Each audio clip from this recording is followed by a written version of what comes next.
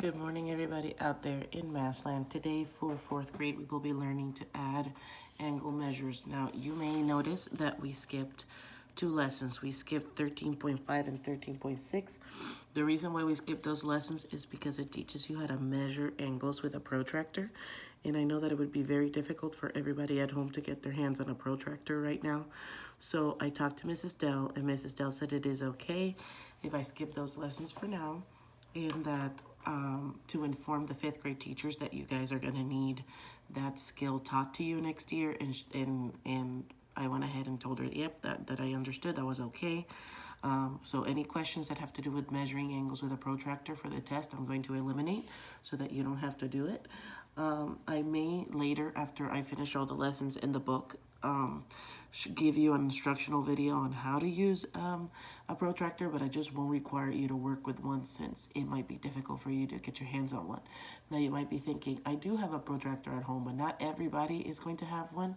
So I want to make sure that it is fair for those who cannot get their hands on one right now.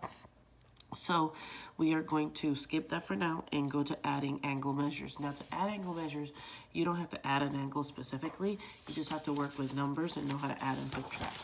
So that means that we can get that done just with basic pencil and paper. So let's start right here on the second page, which is page 642. When an angle is decomposed into parts that do not overlap, the angle measure of the whole equals the sum of the angle measures of the parts. I know that sounds complicated. I'm going to explain it in Miss Rivera terms here in a minute.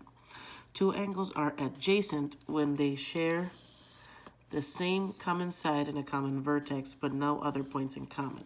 When two or more adjacent angles form a larger angle, the sum of the measures of the smaller angle is equal to the measure of the larger angle. That sounds like a big whole mess, but let me explain what that means. Right here, this angle is really made out of two little angles. This one plus this one, okay? They share the same common vertex, as in they're all connected right here on the bottom, and then an angle is here, an angle is here. So those two angles together equal the same as this big angle, okay? They're called adjacent angles when they're right next to each other and when they share a line. For example, ray BD right here, this ray is the bottom of this angle and the top of this angle. So they share that line in between them, okay? All I'm saying is that when you take this measurement and this measurement, it equals the same as these two together right there. So let me show you what that means. Right here, you have an endpoint that is being shared by this small angle and this bigger angle. Okay, they're both acute. They're telling you that this angle is 32 degrees and that this one is 41. So they want to know, okay, so if this one's 32 and this one's 41, how much is it for the whole thing? So all you have to do is add. So if you take angle WXZ, because of course you leave that for the middle, so angle WXZ, sorry, if you add WXZ to angle ZXY, what measurement do you get for WXY? This is how you do it. So 41 degrees of this angle plus 32 degrees of this angle equals 73 degrees when you add them both together.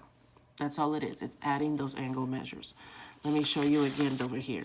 Complete the equation to find the measure of angle PQR. See, angle PQR is the big one. So how do I find the measurement of both of these? I add them up. 43 degrees plus 77 degrees. Go to the side of my paper. 7 plus 3 is 10. I carry 1. 1 and 7 is 8. 8 and 4 is 12. So those two angles together measure 120 degrees. So if I had to know the angle measurement for the big angle, all I have to do is add the two little angles, okay? Adding parts together, that's all I'm doing. Now it says, use a protractor to find the measure of each angle in the circle and then use the angle to measure the complete equation. Well, because we don't have a way of using a protractor right now, I'm going to tell you that this guy is 110 and that this one right here is 70, okay? This one right here on the bottom, that's half of a circle. We know that a full circle has 360 degrees. So half of it is going to be 180, which is the measurement of a straight angle. So then I take 110 plus 70 plus 180.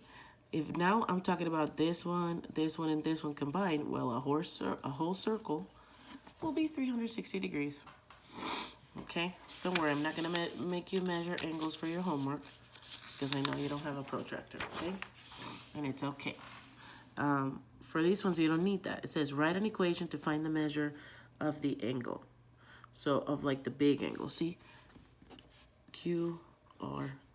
So they want the big angle. In order to find the big angle, add these two. So 62 plus 19, what will that equal? So 62 plus 19. 2 plus 9 is 11, carry 1. 1 and 6 is 7, 7 and 1 is 8. So the answer to adding those two angles together would be 81 degrees. Okay, over here, angle ABC, ABC. So they want this whole thing. So I gotta add these two, 66 plus 37. Go right here, 66, 37. 6 plus 7, that's 13, carry 1. 1 and 6 is 7, 7 and 3 is 10. So this is 103 degrees. In your homework, if it already has the degree symbol outside of the answer box, you do not have to add a degree symbol yourself because then it'll look like 103 degree. And it'll mark it wrong. So if it already has that degree symbol outside of the box, you do not need to add one for yourself, okay? Angle M and O. That means M and O, this whole thing. There's 3 angles that make it up, so you have to do 45 plus 87 plus 22.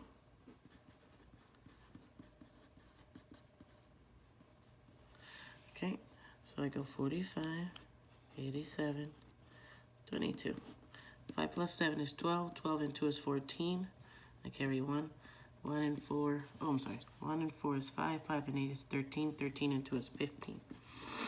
So that means that this whole thing equals 154 degrees. Okay, now they want to know VWX. So VWX, they're right here. So I want to know this whole angle right there. So I have to add these 3 numbers together. 36 plus 38 plus 73.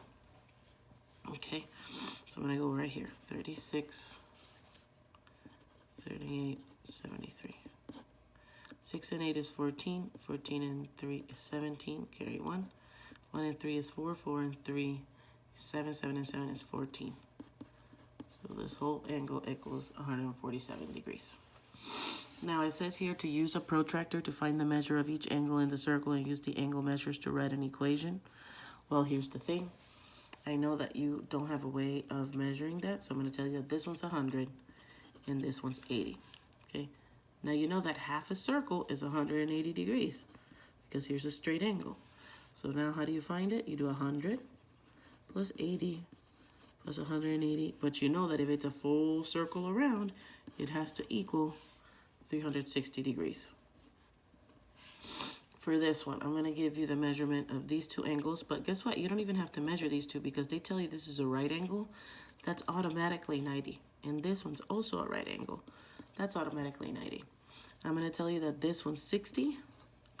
And then this was 120. So to find the measurement of the whole thing, you have to add all the angle measurements together. And if it's the whole circle, you know that it has to equal 360 degrees. Okay? It says here the sum of 7 adjacent angle measures that share a vertex is 154 degrees. Each angle has the same measure. What is the measure of each angle? So they're telling you that you have a big angle that is split into 7 parts. 1, 2, 3, 4, 5. So 1, 2, 3, 4, 5, 6, 7. 7 angles. Kind of looks like this, like a fan, and they all share one endpoint. They tell you that all of those together measure 154 when you add them all together. And it says each angle has the same measurement. So each of these have the same measurement. So how much is each of these tiny angles? Then you have to do 154 divided by 7, because there's 7 angles and they all measure the same thing. So that's backwards of addition. I'm sorry. You would be doing whatever the angle measure times 7 to get 154. So you have to find division to get the opposite. So 7 fits into 15 2 times. 2 times 7 is 14. 15 minus 14 is 1. Drop the 4, 7 into 14 2 times. So that means that each angle is 22 degrees, because if you do 22 times 7, you get 154. Over here, so it says here PRS is adjacent to angle QRS in exercise 3. So exercise 3 is right here.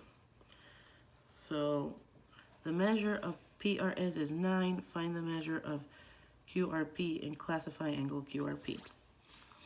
So basically what this is telling you is that if the whole thing was 81 and you had a new angle that was 9 degrees, how much would this new angle be? Well, it would be 90 degrees. This one was 81. You added an angle that it was 9 degrees. So now you have to do 81 plus 9. That would be 90 degrees. And what type of angle classify it? Well, that would be a right angle, which are exactly 90 degrees. Okay.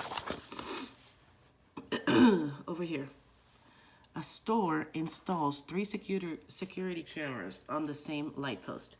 Each camera has a viewing angle of 28 degrees. The viewing angles of the cameras are adjacent. What is the total viewing angle of the cameras? Add the viewing angle measures of the camera. So it tells you that each of them can look at 28 degrees. So then they want you to know that how many degrees can the whole camera see when all those are added together. So it's 28 plus 28 plus 28. So 28 times 3. I can do that because it's the same measurement 3 times. So I can actually multiply. 3 times 8 is 24, carry 2. 3 times 2 is 6, plus 2 is 8. Meaning that when the 3 camera angles add up together, they can look up to 84 degrees. Okay? A landscaper installs 3 sprinklers in one location in the grass. Each sprinkler has a spraying angle of 90 degrees. The spraying angles of the sprinklers are adjacent. What is the total spraying angle of the sprinkler? So if this is 90, and this is 90 because they're a right angle, I don't have to measure that. There's a right angle too, 90. Then I do 90 times 3, and I get 270 degrees. You could also do 90 plus 90 plus 90. It's just that if it's the same number, I can multiply and get there faster. Okay, over here. You use 4 rhombus tiles and 4 trapezoid tiles to make the pattern for a mosaic. So you made this. Each tile is the same size and shape as a pattern block. What is the measure of angle NUQ? So right now, I'm not gonna, well, it's really not that difficult when you take a look at it, but I'm not going to make you solve this one because I feel like it would be better if you had a protractor to help you out. Then you make the pattern of a quilt. Each rhombus is the same size and shape. Name all of the 60-degree angles in the pattern. So that means if this is 30 and this is another 30, then together they make 60. So that means that angle EHG is 60 degrees, okay? You also have these two. So if you had 30 right here together, then angle DHF would also be 60 degrees. Then if this is 30, these two, CHE. Then this was 30. So then these two combined would be DHB. And this one's 30. So this one would be CHA. These two, CHA. All those angles would be 60 degrees. All right? Because you would be adding two rhombuses together to make 60. All right, so take your time with this homework. Please watch this video multiple times if you need to really understand it really well. You shouldn't have to measure anything to solve the problems on the online textbook. I'm going to skip the problems that require you to measure and only click those where you can just add up the numbers. Remember, be careful with the degree symbol. If it's already outside the box, don't add another one because it'll counter your question wrong. I hope you have a good time with this homework, and I will see you tomorrow.